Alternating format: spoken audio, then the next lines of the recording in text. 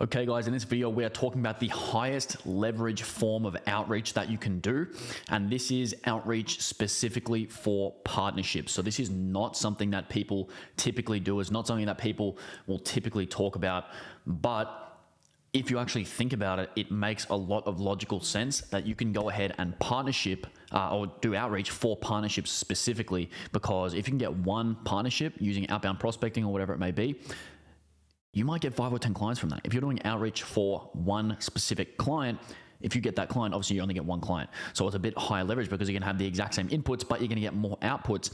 And the other thing is that because people don't typically do this, like it's not something that people get a lot of emails about or something that people hear about a lot, it actually has a little bit less fatigue than if you're doing outreach specifically for your offer. So what I'm talking about in this video is exactly how to do it, the exact strategy behind it, and the different types of partnerships that you can get, and exactly what type of things you can expect to see and what you need to do in order to actually make this successful. So it is an absolute banger coming up today. What I want you to do is check out our free webinar as well. This is how Matt, my friend, went from 0 to over 900K MRR in under 12 months. So this is basically the story of a previous agency that went from 0 to just under $1 million USD in MRR in under a year. So what you're gonna hear about is how he drove traffic, how he captured leads, how he turned leads into sales calls, the offers, the revenue streams, and much, much more. So this goes live at 2 p.m. EST every single Tuesday, and you can get that link somewhere in the description as well.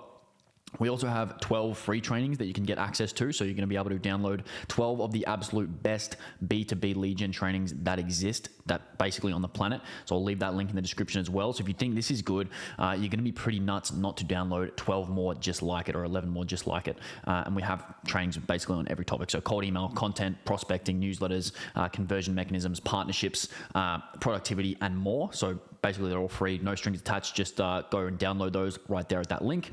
You can also get 1 month free of 1000X Leads, which is a program that we run. And that's basically about $1,000 in value, like literally, because, you know, you can imagine you're literally getting a free program that we actually run and charge money for. So that's basically a pretty life-changing thing. It's a 120-day program that we run, and we'll give you the first 30 days completely for free. Basically, it's about building a lead gen juggernaut and converting cold traffic at scale. So whether you're running a B2B agency, whether you're running whatever type of service agency, software, consulting, it doesn't really matter. It works for basically any of those, anything that you're trying to sell online. So you don't have to rely on your personal brand, networking, or any word of mouth or anything like that. Grab the first month free down here. The link will be in the comments. So to get started, basically what we're talking about here is partnerships. So what are partnerships? So a partnership is when you and another company make a deal for mutual benefit. So you get a lot further working together than you would do so alone, and you make a hell of a lot more money too. So the main type of partners you deal with are people who sell to the same type of customers as you, but do not sell the same service. So for example, if you're a landing page agency, you might partner with a paid ad agency or a cold email agency or an appointment setting trainer, because essentially you have complementary services that don't clash. So keep that in mind. In terms of the type of partnerships, there are 4 main types of partnerships. Number 1 would be a white label. Number 2 would be a referral partnership. Number 3 would be a media or promotion partnership. And number 4 would be a joint venture, or some people call this a JV. I'm sure there are other types of partnerships, but for our purposes, as a B2B service business, these are the 4 most popular and the ones that we will most commonly come across. So keep those in mind: white label, referral, media, and JV. Why this matters is because partnerships are, like I said, infinitely higher leverage than individual clients. And this isn't to say you should drop everything and go and get partnerships, but to give you an idea about what you can get, when you get a singular partner, you can get 5, 10, 20, 50, or even 100 or even more clients, depending on how good the partner it is. And like I said, don't just go and shut down all your client acquisition efforts, but in terms of at least allocating some of your focus towards doing this. For example, on cold email, you might do a 66-33 split between targeting clients and partners, with the 33 being for partners and the 66 being to potential clients, just because obviously partnerships will typically take longer relationships to forge than clients. Not always, but sometimes. So you don't want to necessarily allocate all of your bandwidth. You want to allocate a certain percentage depending on, if you're typical outreach for cold email to get clients is absolutely terrible, you might allocate more bandwidth towards getting partners. Or if it's the opposite and you get really a lot of clients from targeting potential clients, then maybe you might do a little bit smaller for potential partners. Basically, you might have seen this before. Give me a lever long enough and a fulcrum on which to place it, and I shall move the world. This is because of the importance of leverage. We'll talk about that in another video. But here is how each type of partnership is going to benefit you. We'll go through each one in detail. So with a white label partnership is basically a business arrangement where a product or service is produced by one company, but is rebranded and sold by another company under its own brand name. So this is pretty common in various industries, from consumer goods to software services. And your white label partner might get a good service that they can offer to their clients that will provide more value. So you are basically providing the service on behalf of another business, and they tell their clients, hey, this is just our in-house team, but it's actually just you. So you're going to get a new source of income, and you don't have to acquire those clients. You have no acquisition cost or no sales process, and all you have to do is fulfill and do the work, and you can avoid client communication and calls because that's on the responsibility of the person you're doing it on behalf of. So basically, here's a little graphic to show you exactly how that works. Basically, there's you do the work, and then them and their clients there, they kind of pretend they did it. So it's like, it might be, the negative of that is that you might not be able to talk about the work that you did for that client, but you will be able to collect the cash. So, it's kind of pros and cons there. Then you can have a referral partnership, which is an agreement between two or more businesses where one company refers potential clients or customers to another company in exchange for some form of compensation. This might just be, commission, a fee, or even reciprocal referrals.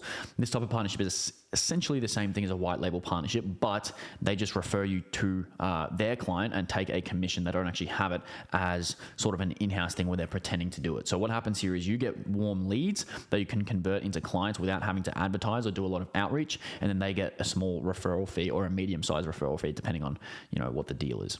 So basically what happens here is there's them, they refer the client to you, and then you get their client and you work directly with the client. Then you have a media or promotion partnership, which involves collaborating with these people with platforms to reach their established audiences. So when you do things like appear on a podcast, contribute to a newsletter, or engage in some type of collaboration, you leverage the host's audience to promote your brand, products, or services, and you are getting yourself in front of their audience, which will get you more clients. And they are obviously interested in getting content to promote to their audience. So basically everyone wins. So you get their audience, they get the content, and they might also get some type of payment. So you might pay them a flat fee to get on their podcast or newsletter because the promotion you get will exceed how much it costs. Or you might give them a small cut of people that come from that channel. So you might have known influencers. They might post, hey, use the code Leo and you'll get 10% off at the checkout, and then they might get a small cut of that. So essentially what happens is you do something together, their followers learn about you, and then you sell stuff to their followers. Pretty simple. Then you have a JV. So a JV, or joint venture, refers to a strategic alliance where two or more businesses agree to pool their resources and expertise to achieve a specific goal, often creating a separate business entity in the process. This collaborative effort typically focuses on projects or business activities that are mutually beneficial. So that might mean a couple of different things. So some examples might be a podcast or newsletter with an agency that sells to the same target market as you, and we build it up and build it extra big, and both benefit from the lead flow based on what service they need. So obviously you're going to grow that newsletter or that podcast quite big, and what will happen is that you're going to have a lot of your ideal customers in one spot, and you can just share the lead flow. Then what you can do is potentially, if you want to create a joint ad funnel selling info products with another agency. For example, Matt provided landing page templates, and they might have provided ad templates, and then another might provide email templates. Then with the back-end lead flow being redirected based on what they needed, they all got leads and they all got clients down the line as a result. So it's kind of mutually beneficial. You split the costs and split the benefits, and it's not necessarily that you have the exact same business because it's kind of just a joint venture. It's not exactly a joint business, it's a joint venture of the business. So keep that in mind. But the key is that everyone wins. So you do something together and sell it to your target market. There's the target market, and you share the goods.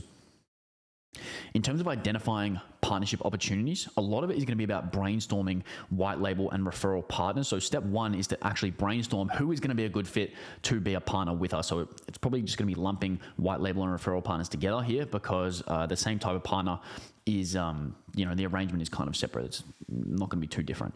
So the best way to illustrate this is probably just down here. I'll just give you some examples. So in the notion of a landing page agency for e-com brands as an example, Here are some partnership types that might be good. So you might have a paid ad agency, you might have an email agency, SEO, influencer marketing, design, copywriters, landing page builder, apps, and affiliate marketing platforms. Could probably go deeper on this list, but that's just off the top of my head. And that should be sufficient to show you what you should do. So you want to think of at least 8, probably 10 to 15 if you can. And if there is any possibility that they might be a good fit, just add it to the list. And then when you're starting out, you can just choose the ones that you might think is the most low-hanging fruit, and then pick them first, and then sort of just work your way through the list. In terms of brainstorming media partners, you want to firstly identify some common forms of media. So you have blogs, you have newsletters, you have podcasts, you have YouTube channels, and you have speaking at events. These are the most popular forms of media in 2024 and beyond. And the ones you take advantage of most, these will be the main ones. So you don't really be worried about radio or something like that.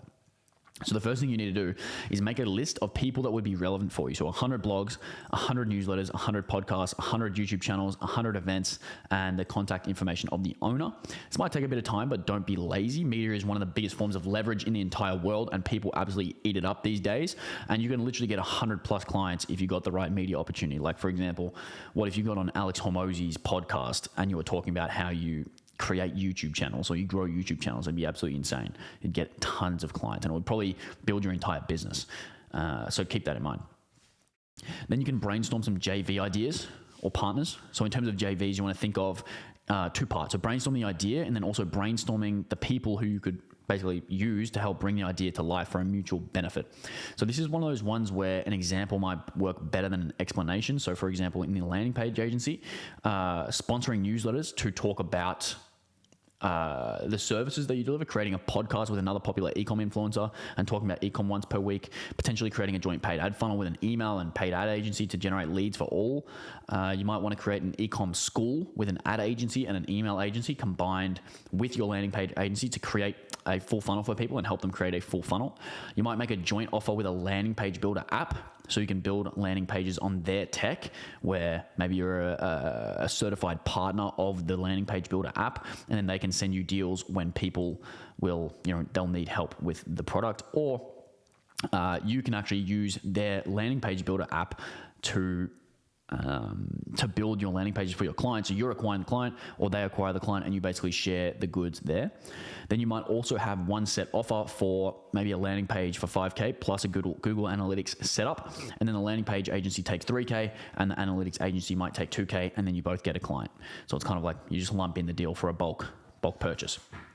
These are just some examples. So next, you want to really find out who is a good candidate to help you bring this to life. This might involve manually searching and will probably consist of people from your network. If you want to grow your network, it's probably a good idea to prospect to people to grow your network, and then also do some personal branding stuff and just be a bit more active in the space, go to events and stuff like that, and you'll probably find someone.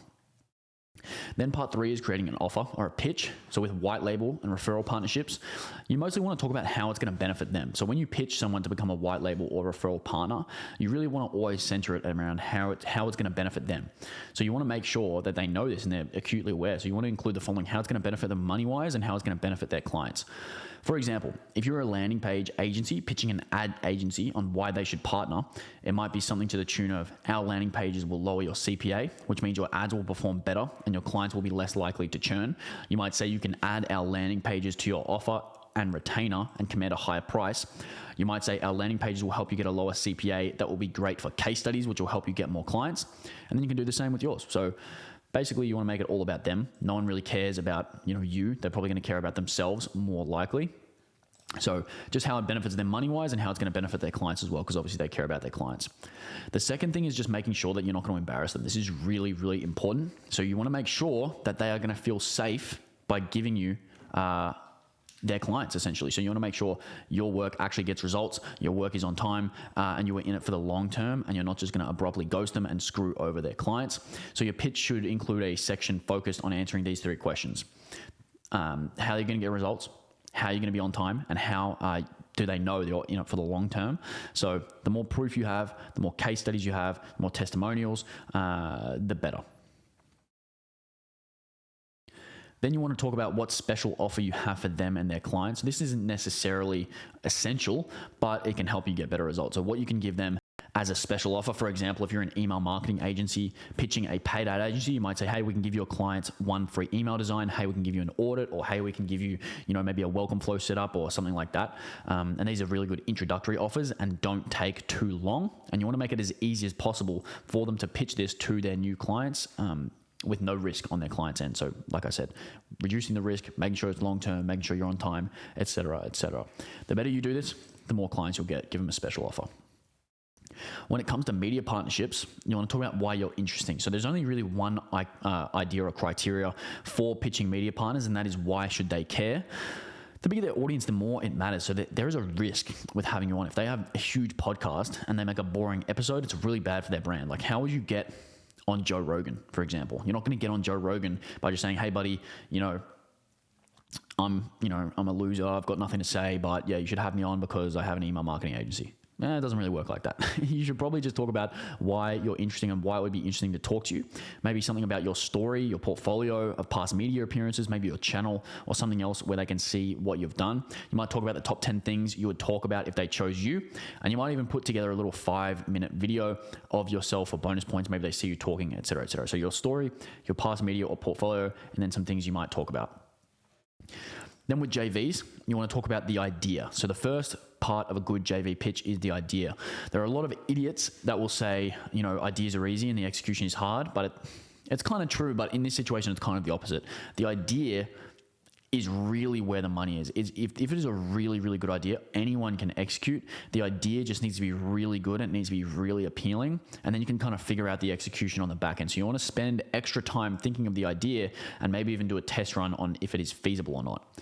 Then what you want to talk about is how they would fit in. So you want to talk about how they would actually be a part of this and how they would make it work and how they would make it better. So you'd have to talk about what they would do, what the expectations would be, what you would do, and what the big picture is. Then you need to clearly communicate the big picture and how they fit into it. So if it's your idea and not theirs, you will have to explain in very simple terms and very thorough terms, or they won't get it. And if they don't understand what you're doing straight away, they're not going to buy into it. So people don't really like things they don't understand. So if you can't articulate it properly, they're just going to say no, and it's not going to work. So keep that in mind. Then number 3, this is one of my favorite sayings. If it makes dollars, it makes sense. So you want to talk about how it's going to make them more money. Obviously, this is important, and it's obviously a big part of what they can gain from it. So how are they going to make money? Or if it won't make them more money, what other benefit will they get? There are obviously other benefits besides money, but if you can claim that it's a direct monetary ROI or even an indirect monetary ROI, like maybe they'll get more clients as a result, or maybe there's some type of benefit in that sense, then you want to mention that too. So you want to answer questions like, how much money will they make? How long will it take? And will this be front-end cash or back-end cash? These are things that are very important. So if you can answer these 3 things, you are likely going to be on the right track for your JV. Then after you've got these things in mind, you want to start prospecting. So what is prospecting? It is a great place to get started, to start getting partnerships and start getting clients. You might have heard of this. You might have done this for your agency before. But what we can do is we can just look up what does actually prospecting mean? It means to look out or search for. So if you look at the responsibilities of salespeople, it's typically to prospect, and prospecting basically just means to look for and search for new customers. So you want to seek and ye shall find. So prospecting is led mostly by sales teams, people qualified as potential customers, people looking to find new customers, and relies on a lot of manual efforts. And then lead generation is more led by marketing departments and people who have expressed interest, and the process on what attracts clients. That's kind of what it's more about. And it relies on typically an automated process. That's kind of the difference between prospecting and lead gen. And you can look at prospecting as hunting. So a good way to think about it is if you are hunting for prey. So what you need to do is find out where the prey is, and then also come up with a plan on how to catch it. Whereas with the rest of the lead gen funnel, it's more of a farming thing where you're sort of looking to sow and reap the rewards. Prospecting is more of a blood sport that takes time and attention every day of every week. Again, not a bad thing, but you just have to be aware of this is how it works. You can farm all you want, but at the end of the day, if you want meat, you're going to have to learn to hunt, and meat doesn't grow on a field or on trees. You have to go out and get the meat. You can't just, harvest meat. It doesn't really work that way unless you're, got a lot of cattle, but that takes time to build up. So you want to go and hunt. The more you prospect, the luckier you're going to get. This is a really, really important thing. And if you want to hear this quote from Dale Carnegie, who is an absolute genius, he says, inaction breeds doubt and fear. Action breeds confidence and courage. If you want to conquer fear, do not sit at home and think about it. Go out and get busy. So when you commit to prospecting for 60 minutes per day and prove to yourself and God or the universe or whoever you pray to that you can stick to something, all of your obstacles will melt away and the luckier you will be, basically. So that might sound hard to believe, but try it out yourself. Try it out yourself and see if it works. This is something that's worked for us. And good luck is basically just what is left over after intelligence and effort have combined at their best. So luck is the residue of design. Really important stuff. So just do 60 minutes per day of prospecting. And the best place to do it is social media like LinkedIn, Twitter, or Insta. And then choose your dominant platform or the one you have the best following on. So it looks the best to prospect for partners. If you want to learn how to prospect specifically, you can find this link in the description and you can basically set up a prospecting system for clients and partners, and it should be pretty in depth. You can get that link. It's probably, a couple pages, We don't want to make this one too long, so just go there and get that. You can also use cold email for this as well. So you can do prospecting cold email, and this works extremely well to get clients in B2B businesses. If someone says it doesn't work, always add the phrase for me or for them at the end because they probably didn't do it correctly. If someone says cold email doesn't work for me, it means they probably just have a skill issue. So you want to learn, practice, and execute, and you don't want to try once and fail after sending like 50 emails. You want to basically imagine if you were just a child and you were learning to walk, and then you fell down once and decided, I can't walk. You'd probably end up never walking despite being able to walk. So it's pretty ridiculous to think about. And it's basically the exact same with cold email and anything in life. Practice is going to make perfect. So what you see here, no, I hate cold emails, hate spammers, blah, blah, blah. They're the worst. Well, I didn't opt into this. Where did you get my email? All this sort of thing. It's kind of just silly at this point. Cold email works. It's very proven. There are probably hundreds of thousands of people that have gotten results with cold email. And if you can't do it, then it's probably a skill issue. With the cold emails, you might know that you need to buy domains. The reason for this is that you don't want to be sending cold emails from your main domain. So if my domain is getclients.com, I don't want to be sending emails from getclients.com. I want to be sending from higetclients.com or trygetclients.com. This is because if you send a lot of cold emails and they get marked as spam or get a lot of negative reactions, which isn't too uncommon, then your domain can get too many marked as spams and your domain will be burned, which means all of your emails will be more likely to land in junk. And essentially your main domain, your main company domain that all of your employees and team will have their emails on will be burnt and they'll all go to spam. So you'll miss pretty important emails if that happens. So what you want to do is buy some burner domains like trygoogle.com, getgoogle.com, hellogoogle.com, and so on, like I just mentioned. And what you want to do is buy the amount of domains that you need in order to send the amount of emails that you need. So you can spend about 50 emails per email address per cold email domain that you have. So if you want to send 1,000 cold emails per day, you're going to need 20 domains or 20 email addresses. You can sometimes have up to maybe 2 or 3 email addresses per domain. So you might need 10 domains with 2 email addresses. Then you can send 1,000 per day.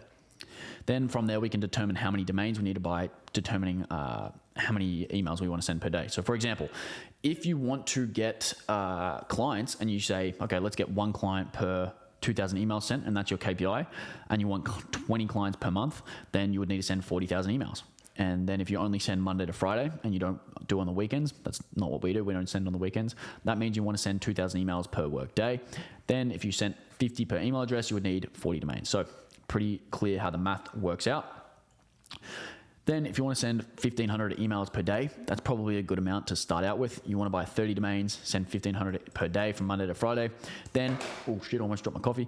And then what happens is if you get good at tailoring your pitch and your script and your targeting, you should be able to get 1 to 3 calls per day from those emails. And you want to think about how many partnerships you could form based on those numbers. Possibilities are really, really endless. If you want to get a cold email guide completely for free, again, we'll leave that in the description. And it's, we don't want to make this too long. We've got a full guide on how to set that system up. So what you can do is you can go there. Or if you want to just join the program straight away, you can go to 1000xleads.com and apply there. Thank you for your time and attention.